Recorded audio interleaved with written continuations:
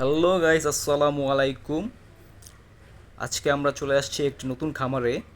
তো এই খামারটির বয়স বেশি দিন না, মাত্র 4 বছর। তো আমরা চলে আসছি একটি গরুর খামার বা ক্যাটল ফার্মে। তো প্রথমেই আপনারা দেখাইলাম যে একটি খামারের ফার্স্ট যেই মেন বিষয়টা সেটা হচ্ছে ঘাস ঘাস কাটার মেশিনটা দেখাইলাম। আর এই যে দেখতে পাইতেছেন যে এখানে অনেকগুলা গরু আছে। এখানে কিছু ষাঁড় গরু আছে এবং ভিতরে সবথেকে আশ্চর্যজনক বিষয় হচ্ছে যে আমরা যেই খামারটা অবস্থান করতেছি এই খামারটা আসলেই অনেক সুন্দর এবং গুছানো পরিপাটি করা একটা খামার। এই যে দেখেন উঠান। আর আমরা মেন শেডের ভিতরে ঢুকতেছি। এই যে দেখেন মেন শেডে ঢুকলাম। এই যে কতগুলা ষাঁড় গরু এখানে অবস্থিত। এই যে দেখতে পাইতেছেন, এই যে এটা হচ্ছে ইন্ডিয়ান বলদ। আর এই খামারটা 2025 কুরবানির উপলক্ষে এই বলদগুলো রেডি করা হচ্ছে। আহ, তারা খুব সুন্দরভাবে বলদগুলো রেডি করতেছে। একেবারে অর্গানিক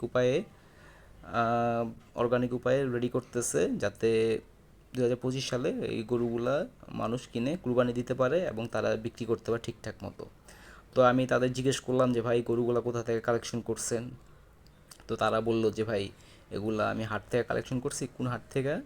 তাও সে বলতেছে যে ভাই আমরা এটা পাড়াগ্রাম হাট থেকে কালেকশন করছি।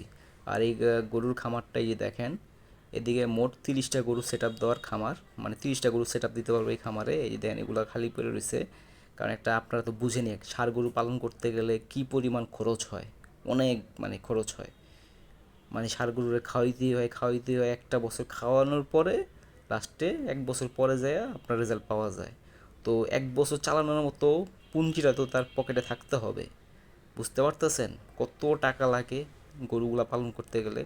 তো আমি জিজ্ঞেস করলাম যে আপনার এই ষাঁড় গরুগুলা বা বলদ গরুগুলা এই যে দেখেন এগুলো এখানে আপনার শাহিওয়ালাও আছে।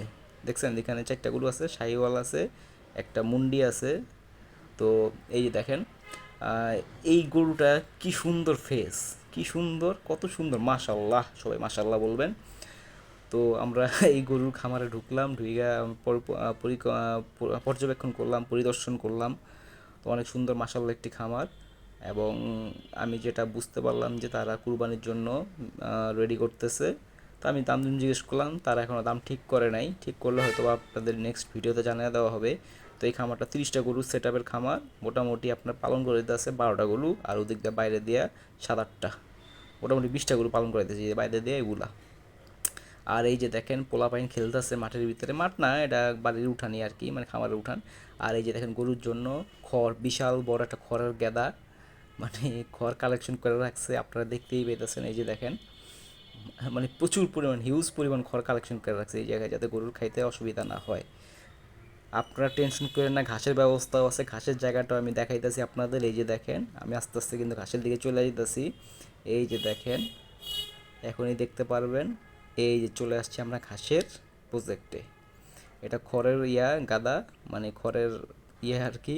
আর এটা হচ্ছে ঘাসের প্রজেক্ট। এই যে এখানে কিন্তু অফুরন্ত জায়গা আছে, অফুরন্ত জায়গা। এই যে দেখেন মানে এখানে আপনি যে চাইলে যা মন চায় চাষ করতে পারেন, ঘাস মাস যা আছে সব।